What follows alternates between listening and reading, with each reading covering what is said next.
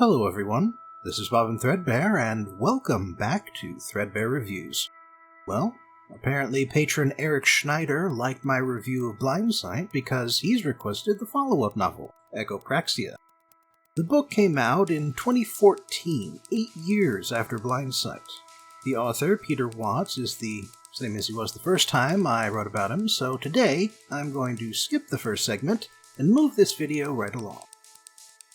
The review.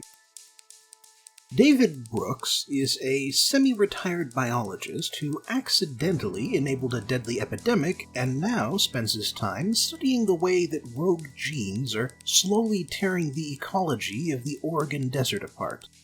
However, one day, several years after the firefall of the first book, Brooks gets caught up in an attack on his neighbors, a hive mind/religious cult called the Bicamerals.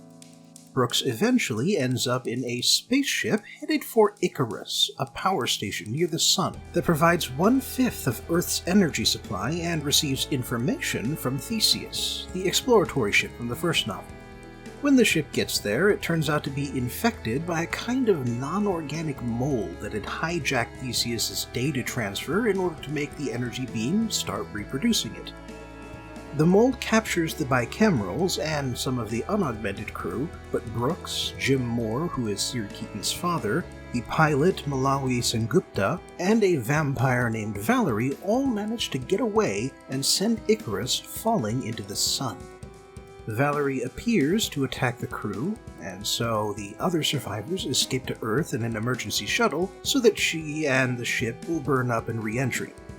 After that, Sengupta realizes that Brooks killed her wife, and so she tries to kill him. But Moore kills her, and then Valerie, who didn't die earlier, paralyzes Moore and brings Brooks back to the Oregon desert where it all began. Once there, she makes his body slowly develop a gene sequence that will make vampires less territorial, and this process also eats away at his consciousness. As one last act of defiance, Brooks tries to kill himself, but he fails, and then the book ends. So, after reading Echopraxia, I can confirm that Peter Watts is not my favorite author. His books are worth reading, since they challenge the reader's worldview and make you think about why you believe the things you believe, but the simple fact is that I strongly disagree with his outlook, his premises, and his conclusions, and so reading his books is also a challenge. Throughout most of the novel, I was feeling confused and frustrated, although, to be fair, I believe this was intentional since the protagonist also spends most of the novel feeling confused and frustrated. So I can't fault the book for immersion, but that doesn't mean I have to like it. Something else I wasn't fond of was the way the book characterizes science. From reading the notes at the end, it seems as though Peter Watts had just come across a paper that talks about how science is, in many respects, just one more belief system, and is used as such by people who otherwise don't believe in any religion or God. And he's right, it is a belief system. You have to believe, because you don't have the time to perform every single experiment and mathematical exercise yourself if you wanted to build your understanding of the world from purely empirical, first-hand knowledge. If you want to stand on the shoulders of giants, you have to believe that the giants are themselves standing on solid ground, and you can't waste your time checking every square inch of the ground yourself. However, there are two features about scientific beliefs, or at least the ideal version of scientific beliefs, which set it apart from every other belief system. First, science is accurately predictive. If I scrape a steel rod with a flint stone, it produces sparks every time. That means it's scientific. If I beseech Ra, Lord of the Sun, for a good harvest every year, but the harvest results vary, then that's not scientific. Second, science has absolutely no loyalty. If Newton's theory of gravitation can explain where Neptune is, but can't explain why Mercury's orbit wobbles slightly, and if Einstein's theory of relativity explains that wobble, then a proper scientist should give Einstein's theory precedence because it has greater predictive power. It doesn't matter how old Newton's theory is or how useful it's been, because now we have something more accurate, and that fact is much more important.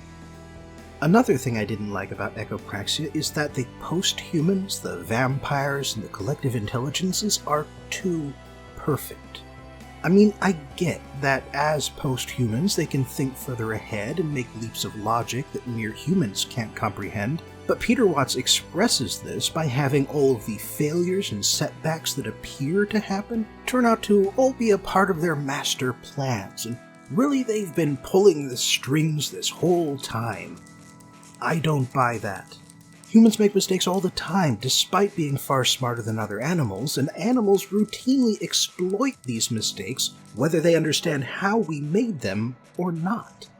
Being more advanced is not the same thing as being more perfect, and often it's the opposite, since the added complexity also adds more opportunities for failure. So if you tell me that post-humanity is going to be right even when they're wrong, I just don't buy it. Anyway, between the two Peter Watts novels I've read, I recommend Blindsight over Echopraxia. You can read both novels independently of each other, and they both challenge different assumptions, but if you only have the time or patience for one novel, then Blindsight is the one to choose. The analysis. While Blindsight is about the purpose of consciousness, Echopraxia is a novel about the nature or lack thereof of free will. The specific point Watts makes is that neurons don't fire themselves. They only fire in response to external stimuli.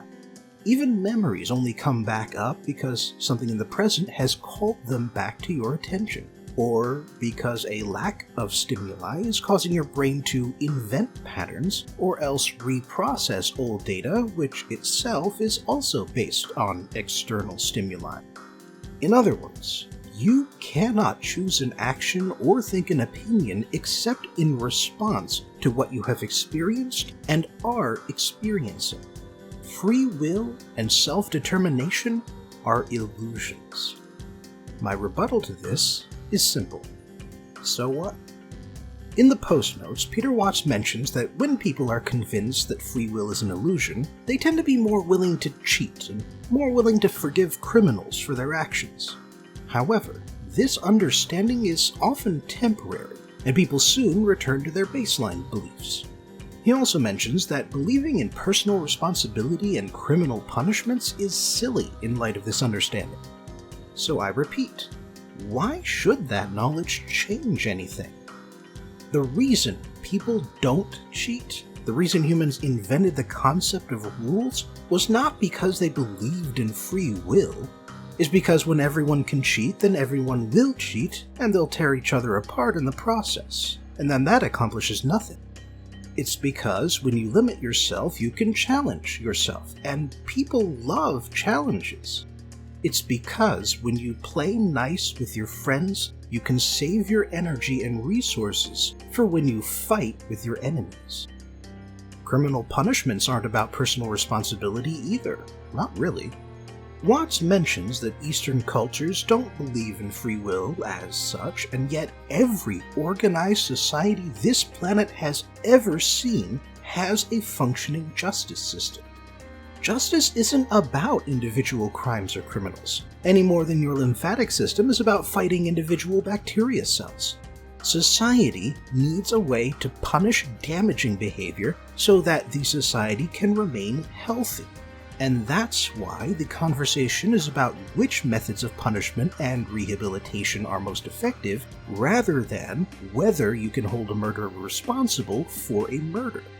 Justice and the knowledge of justice are external stimuli, just the same as whatever factors caused someone to kill a person. That's why people go back to normal after realizing that free will is an illusion. That's why that particular bit of knowledge doesn't fundamentally change anything. It's just a bit of knowledge, and it's in a sea of sensory data, collected trivia, memory constructs, and muscle memories. If free will doesn't exist, then it has never existed, and as such, it could never have caused anything in the first place. To really comprehend the fact that free will is an illusion, you have to acknowledge the fact that every human concept, including the concept of free will itself, has an origin point and has a reason for its continued existence. The reason people believe in free will and responsibility is because it helps them understand why other people don't do what they want and why they should spend time and effort on improving themselves. There are other ways for people to come to these conclusions, but if this method works, then why not use it? Likewise, you don't have to use determinism to justify why you spend your time wallowing in self-pity instead of improving yourself or the world around you, but that's how some people use it. And of course, free will and determinism are concepts, not actions, and so people use each of those to justify the other response as well. So go ahead and believe in free will, or believe in determinism. But if you want my opinion, then you should listen to this bit of external stimuli and repeat it to yourself whenever you feel like you've hit a dead end. Never stop becoming better. You don't need free will to be a better person. You just need the right stimulus. Thanks for joining me again for today's Threadbare review, and I hope I'll see you next time. Until then, please remember to like, share, and subscribe, and if you have a little extra money to spare, you can support me on Patreon. Link in the description.